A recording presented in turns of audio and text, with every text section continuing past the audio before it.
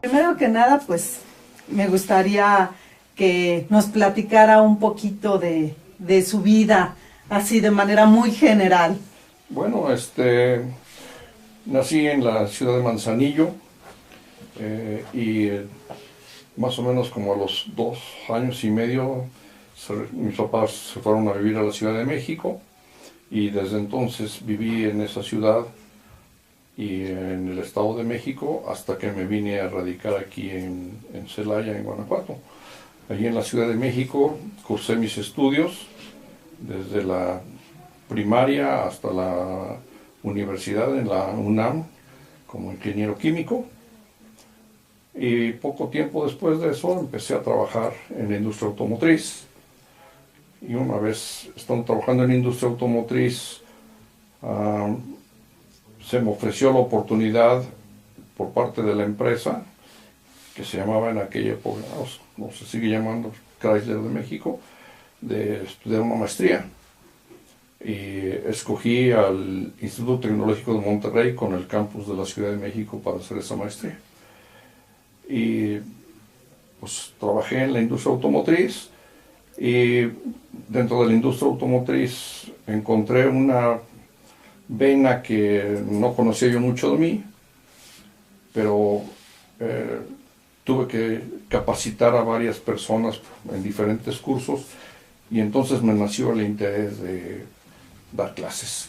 Y pues aquí estamos en la ciudad de Celaya, en la Universidad de Guanajuato, de la cual me siento muy orgulloso de pertenecer al grupo de maestros que tienen la fortuna de dar clases en esta institución de tanto prestigio.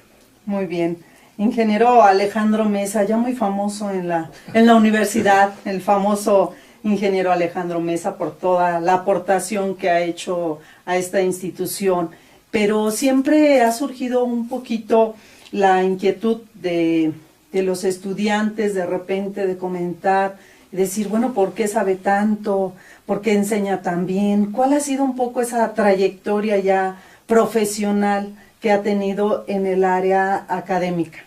Bueno, dentro de la empresa automotriz, o tal vez hablaría yo de la industria automotriz, existe mucho intercambio. Por consiguiente, tuve la gran fortuna de que la empresa me considerara en varias ocasiones para ciertos proyectos que implicaban la interacción con proveedores en México o con proveedores en el extranjero, incluso con subsidiarias extranjeras que tenía y tiene la corporación en el extranjero. Y de alguna forma u otra se me hizo relativamente fácil el poder explicar qué era lo que se requería en este país para poder cumplir con los requisitos que se nos exigían a nivel internacional, y cómo fuimos transformando los conceptos de esos requerimientos internacionales a requerimientos en la industria en México. Y pues tuve esa oportunidad y me hacía yo entender bien con otras personas de otros países e incluso otros idiomas, y entonces pues eso es lo que yo he tratado de hacer aquí con los alumnos, ¿no? Intercambiar experiencias, tratar de entenderlos y enfocarlos hacia el hecho de ser profesionistas, pero con una visión un poco global con respecto a las materias y a las disciplinas que se llevan en las diferentes carreras. Como mencioné, soy ingeniero químico.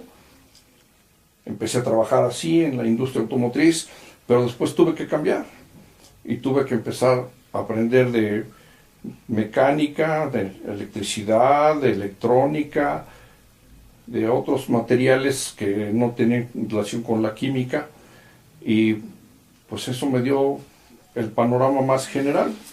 Después me di cuenta de que lo que necesitaba era administración, y entonces por eso estudié la maestría y empecé a aplicar esos conocimientos de la administración en la empresa. Por los mismos contactos que dije y a veces exigencias de la empresa, tuve que relacionarme con otras organizaciones nacionales y extranjeras, y entonces me di cuenta de que el conocimiento de administración se podía complementar no solamente con lo que yo ya había aprendido, sino lo que yo podía obtener de las diferentes administraciones, de las diferentes culturas y de las diferentes maneras de establecer los liderazgos en las empresas. Y eso es precisamente lo que me forzó a mí a tratar de saber más de lo que pasa en esas culturas, saber más de las materias que se tratan en esas culturas o con los diferentes proveedores, ya que no nomás es proveedor de un tipo de producto, sino varios. Y me interesó, me puse a aprender, y eso es lo que trato ahora de hacer con los alumnos, ¿no? Que no se encajonen en solamente una especialidad o disciplina, sino que abran la mente para que puedan entrar en diferentes campos, interaccionar con diferentes personas, interaccionar con diferentes culturas, y que todo eso sea parte del aprendizaje y de la puesta en práctica de ese aprendizaje en su vida profesional. Estamos hablando de que básicamente en el caso particular de la Universidad de Guanajuato, usted ha impartido y se encuentra impartiendo materias dentro de los programas de licenciatura. Entonces estamos hablando de chicos pues aproximadamente de 20 a 26 años de edad en promedio. ¿Cómo ve usted esa parte de las nuevas generaciones, la óptica de esas nuevas generaciones hacia la manera en que usted trabajó, la manera en que se desarrolló y la perspectiva que ellos tienen de este proceso de globalización? Bueno, uno de los atractivos que tiene precisamente el hecho de trabajar en un ámbito académico como el de la Universidad de Guanajuato es el hecho de que los alumnos traen ideas y traen a lo mejor hasta costumbres que son totalmente diferentes de las que utilicé yo en mi vida profesional o incluso en mi juventud. Entonces, el tener que actualizarme, el tener que tratar de entender cuáles son las necesidades que tienen ahora los alumnos de esas edades, me fuerza a mí a poner más empeño en el hecho de poder explicar con palabras actuales, aunque sean ideas antiguas, pero con palabras actuales, cuál es la forma práctica de ver esas ideas, y entonces se vuelve atemporal la idea. Se puede aplicar con alumnos que tienen ahorita 20 años, o a lo mejor con alumnos que hace 5 años o 10 años tenían 20 años. Y esos alumnos, cuando salen a su vida profesional, llevan, o intento que lleven, los conocimientos que les permitan interaccionar con las condiciones actuales, tanto tecnológicas como culturales. Por consiguiente, para mí, el hecho de que cada 6 meses tenga yo una nueva generación de alumnos que pueden pasar por mis manos y que les pueda yo transmitir de alguna forma los conceptos que se utilizan generalmente o particularmente en la disciplina que ellos están siguiendo, se me hace para mí un logro que yo puedo valorar cada 6 meses al terminar el curso, y que los alumnos entiendan y comprendan que lo que yo les enseño no es exclusivamente el aspecto teórico, sino que lo mezclo con el aspecto práctico para que les dé un ejemplo de vida profesional, de los casos que yo pongo, que son casos en los que yo participé o que tuve mucho conocimiento, de todo lo que se requiere para poder enfrentar las diferentes situaciones que presenta la vida profesional. Excelente. Usted habla de la cuestión técnica y de esa parte práctica que buscan los alumnos. Sin embargo, los alumnos no solo ven eso en usted, por lo que ellos manifiestan, sino esa parte humana que usted transmite, que usted cada que imparte una clase no es una clase para ellos, sino es toda una cátedra. ¿Cómo logra mezclar esa parte de la práctica que pareciera algo frío, algo inerte, con esa parte humana que de usted está en dar más allá de lo que cualquier profesor en una clase de 1:30, 2 horas pudiera dar, y usted logra entregarse a los grupos? Bueno, como mencioné, hice una maestría en administración en el Tecnológico de Monterrey, y tuve también la suerte de ser una de las primeras generaciones que trabajó con el desarrollo organizacional. El desarrollo organizacional tiene como fundamento la capacitación en el centro el desarrollo personal en la segunda etapa y el desarrollo organizacional en la tercera etapa. Eso es lo que yo intento hacer con los alumnos. Entonces, el desarrollo organizacional no puede dejar fuera el aspecto humano de las personas y ver nada más el aspecto de rendimiento, sino tiene que ver el aspecto comportamiento. Y eso es lo que trato yo de compaginar en mis clases. No solamente proporcionarles el concepto teórico o técnico de la materia, sino el aspecto humano que lleva el contacto de esas disciplinas con las diferentes personas con las que lidia uno todos los días, ya sea dentro de la empresa o fuera de la empresa. Y si a eso le sumamos el hecho de que he tenido la oportunidad de participar con otras culturas, también me ha hecho aprender la forma en la que a veces esas culturas tratan a las personas.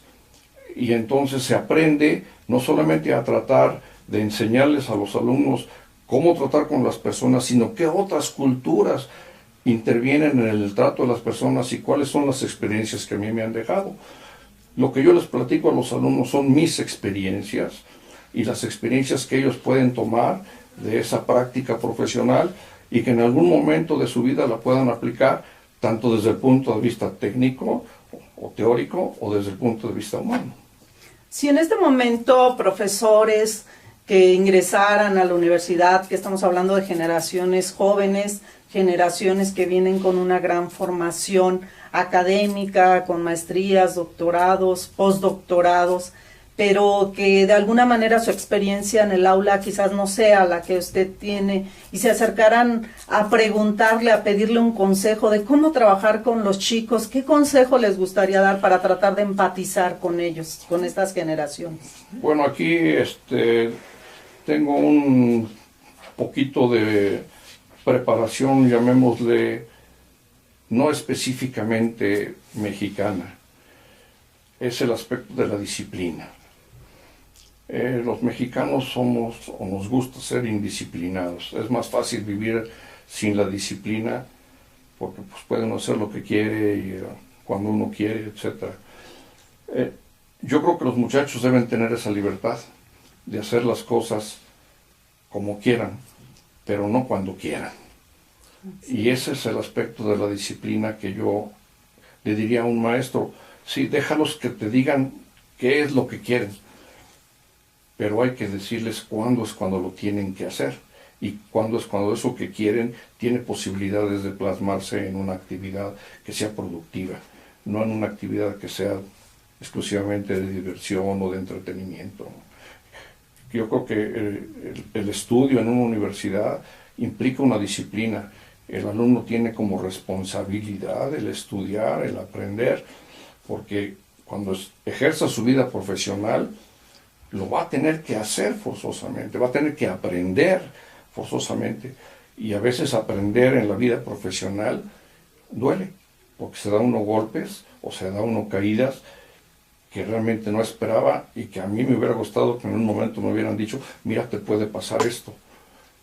Y eso es lo que yo trato de hacer con mi experiencia, para que los alumnos, si se encuentran en situaciones parecidas o similares a las que yo planteo en mi vida profesional, sepan cuál es la piedra que hay que quitar para no tropezarse con ella.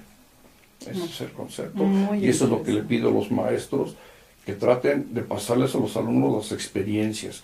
Si hay maestros que no tienen una experiencia profesional, llamémosle fuera de la universidad, bueno, yo creo que es una forma de tratar de buscar esa exteriorización de esos conocimientos a través de las investigaciones que se puedan hacer y de realmente trabajar en el campo con personas que forman las empresas. Muy bien, ingeniero. En este sentido, si habláramos de que cada profesor que deja huella en esta universidad aporta para que esta universidad trascienda a lo largo de la historia, ¿cuál sería esa huella que le gustaría a usted dejar en los alumnos, aquello que le recordaran en algún momento? Yo considero que contraje y tengo todavía una deuda con la sociedad, una deuda con este país. Lo que yo quiero es, la huella que quiero dejar en los alumnos es que no importa dónde uno esté, ya sea en la industria, sea en el comercio, sea en el lado académico, es qué puedo hacer para que la sociedad en la que yo vivo tenga un mejor futuro que el que yo me encontré. Entonces, eso es lo que creo que se debe dejar como huella en los alumnos. Te dejo una herencia, pero mejórala, complétala, auméntala. Y entonces tendrás algo más de lo que yo te pude haber enseñado o te pude haber mostrado.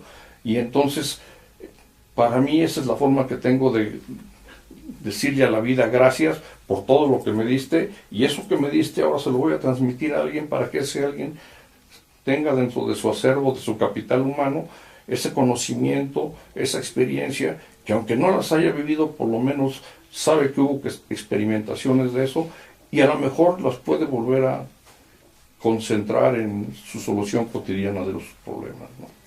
¿Y qué es lo que ha sido, profesor, en algún momento dado, lo que le ha llevado a mantenerse en la docencia, a pesar de que quizás existan situaciones en las que ya no haya tanta necesidad, vamos a decirlo, económicamente hablando, en un caso muy particular de usted, digamos, con todo el trabajo que ha realizado, y que a lo mejor alguien diría, ay, pues ya que esté descansando, o ya que busque algo en que distraerse, que no se esfuerce, que no trabaje? ¿Qué lo motiva a seguir en esta labor? Como mencioné anteriormente, yo considero que esa deuda que contraje desde mi forma personal es el hecho de seguir preparando a la gente.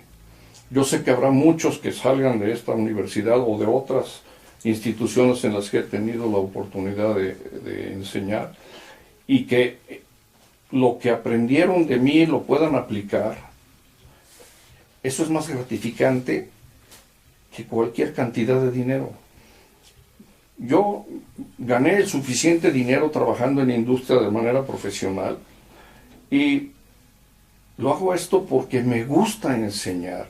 No es por lo que yo cobre a final de mes o a mediados de mes.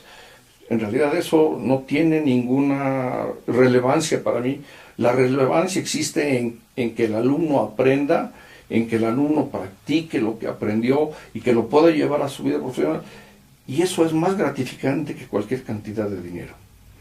Sí. Bueno, pues casi para terminar, primero quiero dejar evidencia en esta entrevista de que he recibido todo eso que dice usted, bueno, de haber sido su alumna a nivel maestría, y constatar que efectivamente lo que dice existe en su práctica diaria docente, y es totalmente congruente, ¿no?, con lo que usted nos menciona. Pero me gustaría, además, lo que usted deja, ¿hay algo en particular que a lo largo de los años en la docencia le haya dejado esas generaciones, o le hayan dejado esos alumnos, y que diga, valió la pena? Como es normal en la vida, hay cosas buenas y hay cosas malas, hay cosas alegres y hay cosas tristes.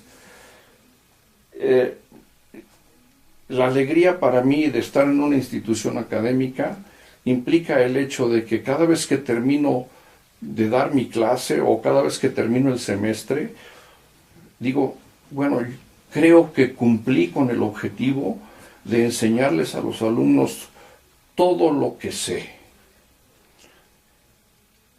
Y existe el otro punto. Ahora voy a empezar un nuevo semestre. ¿Qué tipo de alumnos? Y ya no quiero hablar en este sentido exclusivamente de alumnos. ¿Qué tipo de personas me van a tocar tratar? ¿Cómo puedo hacer para que esa persona realmente se lleve el conocimiento y logre yo un cambio en la persona, en sus conocimientos, en sus actitudes?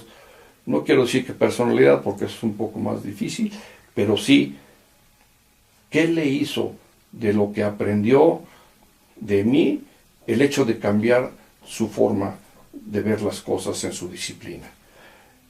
Y eso es, sigo diciéndolo, es invaluable desde el punto de vista de satisfacción. Sí. Pues le agradezco muchísimo este espacio y creo que muchos estudiantes y muchas generaciones que todavía tendrán la oportunidad de estar con usted seguirán esa huella que está dejando y esperemos que todavía por mucho tiempo aquí en la universidad siga como ha sido hasta hoy, siendo un profesor ejemplar. Pues yo lo que espero es que algún estudiante se quede en mi lugar en el tiempo en que sea necesario y que realmente pueda continuar en el momento en que yo ya no pueda estar aquí, que pueda continuar con la misma mentalidad de enseñar a los alumnos para tratar de ser mejores. Muchísimas gracias. Gracias a ustedes. Profesor. Muchas Sí, gracias.